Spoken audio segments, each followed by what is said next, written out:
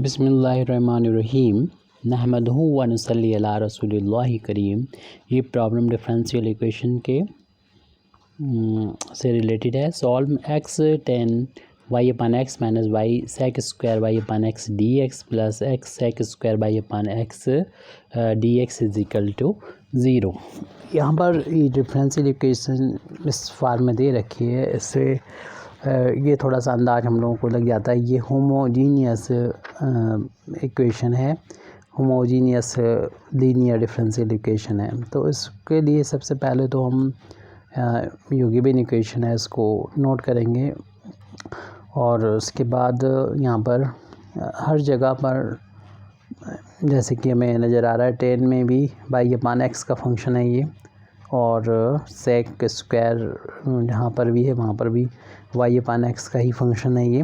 तो हम चाहेंगे कि पूरे डिफरेंशियल इक्वेशन में ये वाई और वाई अपान एक्स का फंक्शन बन जाए, और ऐसे ही इक्वेशन को हम लोग होमोजीनियस फार्म कहते हैं। तो इसी फार्म में इसको हमको कन्वर्ट करना है। तो इसको कन्वर्ट करने के लिए, होमोजीनियस इक्वेशन में कन्वर्ट करने के लिए, ये जो फर्स्ट ऑर्डर की और फर्स्ट डिग्री की डिफरेंशियल इक्वेशन है इसमें हम पूरे इक्वेशन को x से डिवाइड कर देंगे। तो पहले तो एक पूरे इक्वेशन को x से डिवाइड कर देंगे। Dividing given differential equation y x, पूरे इक्वेशन को x से डिवाइड करेंगे। तो यहाँ पर x से डिवाइड करेंगे, कैंसिल हो जाएगा x, तो हमारे पास मिलेगा 10 of y upon x minus, यहाँ पर x से डिवाइड करेंगे तो y अपान एक्स हो जाएगा। सेक स्क्वायर वाई अपान एक्स पहले से चल रहा है डी एक्स प्लस, इसको x से जब हम डिवाइड कर रहे हैं तो यहाँ पर x कैंसिल हो जाएगा और मिलेगा sec square y upon x d y is equal to zero. तो होमोजीनियस डिफरेंशियल इक्वेशन इसको मतलब यहाँ पर आ चुकी है, लेकिन उसको इसकी स्टैंडर्ड फॉर्म बनाने के लिए सबसे पहले हम यहाँ पर डी वाई और डी एक्स निकालते हैं। तो इस टर्म को हम लेफ़्ट से राइट में पहुँचा देंगे ताकि डी वाई और डी एक्स फाइंड कर सकें। तो लेफ़्ट हैंड साइड में बचेगा ओनली सेक square y upon x d y, और ये टर्म राइट हैंड साइड में बचेगा जो कि माइनस का हो चुका है। 10 of y upon x minus y upon x sec square y upon x. अब यहाँ पर डी एक्स भी चल रहा था ये, तो इस डी एक्स को यहाँ पर हम लोग को नोट कर देंगे। यानी डी एक्स को जब नोट करेंगे तो यहाँ पर डी एक्स को जब हम लोग नोट करेंगे तो यहाँ पर जो है वो यहाँ पर डी एक्स जो हमारा छूटा हुआ है उसको यहाँ पर लिख देंगे, क्योंकि इस टर्म को हम राइट हैंड साइड में लेके आए थे। और इस अगर माइनस को ख़त्म करना चाहें तो इस माइनस को अंदर मल्टीप्लाई कर देंगे तो ये टर्म प्लस हो जाएगा, इसको पहले लिख देंगे, ये माइनस हो जाएगा, इसको बाद में लिख देंगे। मेन वैल्यू हम जब निकालना चाह रहे थे डी वाई और डी एक्स, तो हम डी एक्स को डी वाई के नीचे ले आएंगे डिनोमिनेटर में, तो d y over d x, और जो यहाँ पर सेक स्क्वायर चल रहा था उसको हम मल्टीप्लाई में है, उधर जाके डिवाइड में आ जाएगा ये सेक स्क्वायर वाई अपान एक्स, और माइनस का हमने मल्टीप्लाई किया तो ये प्लस हो गया। इसको पहले लिख देते हैं Y upon x sec square y upon x, और ये माइनस का हो जाएगा, इसको हम बाद में लिख देंगे 10 वाई अपान एक्स। तो अब ये देखें पूरी तरीके से ये होमोजीनियस में है, यानी जहाँ जहाँ पर भी नज़र आ रहा है वाई उसके अपान में एक्स है, तो ऐसे में ये होमोजीनियस इक्वेशन बन चुका है। होमोजीनियस जब इक्वेशन बन जाता है तो हम उसको सॉल्व करने का जो प्रोसीजर होता है वो उसके थ्रू हम पुट करते हैं। इसमें putting y is equal to b x put कर देते हैं, ये होमोजीनियस होता है। तो इस तरीके से इंडिपेंडेंट वेरिएबल y जो है वो उसका रोल अब v जो है अदा करेगा। तो y इतना रखेंगे तो डी वाई और डी एक्स क्या रखेंगे, इसके लिए इसको डिफ्रेंशिएट कर देंगे। तो इसको डिफ्रेंशिएट कर दिया तो फर्स्ट फंक्शन अगर x माना जाए तो सेकंड फंक्शन v का डिफ्रेंशिएशन, फिर सेकंड फंक्शन वैसा ही, और फर्स्ट यानी x का डिफ्रेंशिएशन x के रिस्पेक्ट में 1 हो गया। यानी ये वैल्यू हमको dy/dx की रखना होगी। इसको हमने इक्वेशन नंबर 1 डाला था, equation number putting this value in equation number 1। तो इक्वेशन नंबर 1 में इसमें ये वैल्यू पुट कर देंगे तो लेफ्ट हैंड साइड में तो ये आ जाएगा dy/dx की value x dv/dx plus b x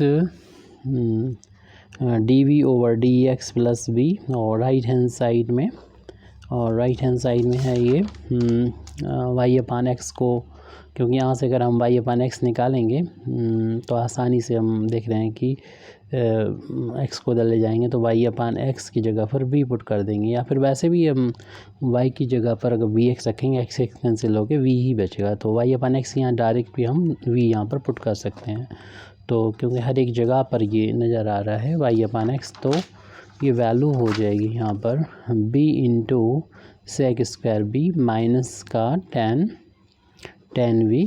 तो जहाँ पर भी हमें y/x नज़र आ रहा है वहाँ पर v यहाँ पर पुट कर रहे हैं। अपान में भी है sec², तो उसमें भी sec² y/x की जगह पर हम v पुट कर देते हैं।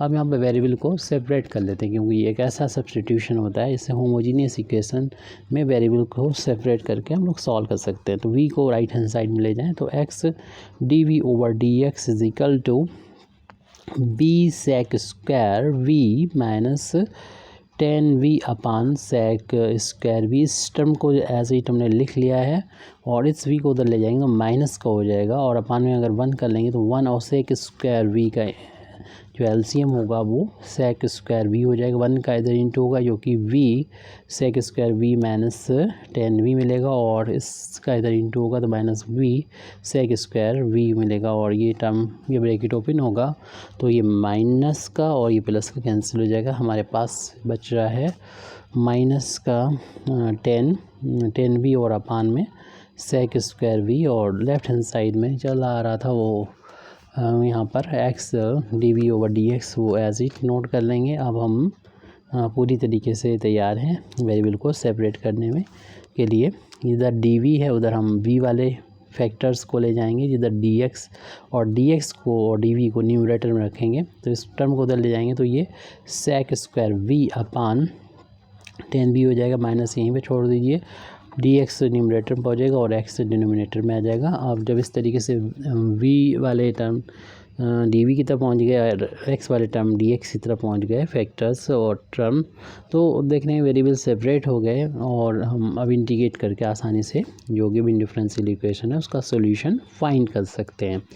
तो अब हम इंटीग्रेट कर देंगे ऑन इंटीग्रेटिंग, तो अब इसको इंटीग्रेट किया जाएगा। यहाँ पर dv रह गया तो उसको लिख लेते हैं, नोट कर लेते हैं। dv यहाँ पर जो था dv वो लिखना था, बाकी तो हमने टर्म ट्रांसपोज कर ही दिए थे।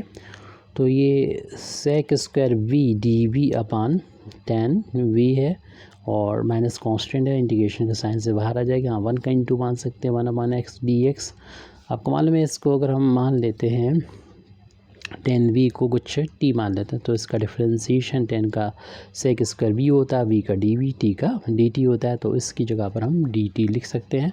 तो इसे लिख देंगे dt अपान t और is equal to minus 1/x dx, और हम लोग जानते हैं कि 1/t का इंटीग्रेशन उसी तरीके से log में आ जाएगी। इस तरीके से 1/x का इंटीग्रेशन log x हो गया, माइनस पहले से लगा था, 1/t का इंटीग्रेशन log t हो जाएगा, और कांस्टेंट ऑफ इंटीग्रेशन यहाँ पर आर्बिट्रेरी कांस्टेंट ऑफ इंटीग्रेशन आप किसी भी फार्म में जोड़ सकते हैं। सब log में आ रहे तो इनको भी हम log में log c लिख दिया। इसको इस टर्म जब हम लेफ्ट हैंड साइड में पहुँचाएंगे तो log t और ये प्लस का हो जाएगा log x, और राइट हैंड साइड में ये log c है, और log 2 बार लिखें, इनको आप एक बार log लिख दें, और जो भी इनके साथ में थे t और x वो उनका आपस में हो जाएगा मल्टीप्लिकेशन, क्योंकि फार्मूला हम लोगों को जानते हैं कि log m plus log n base same होता है इसमें, तो log m इंटू n हो जाता है। तो इस फार्मूले को हमने यहाँ पर लेफ्ट हैंड साइड में यूज़ किया है,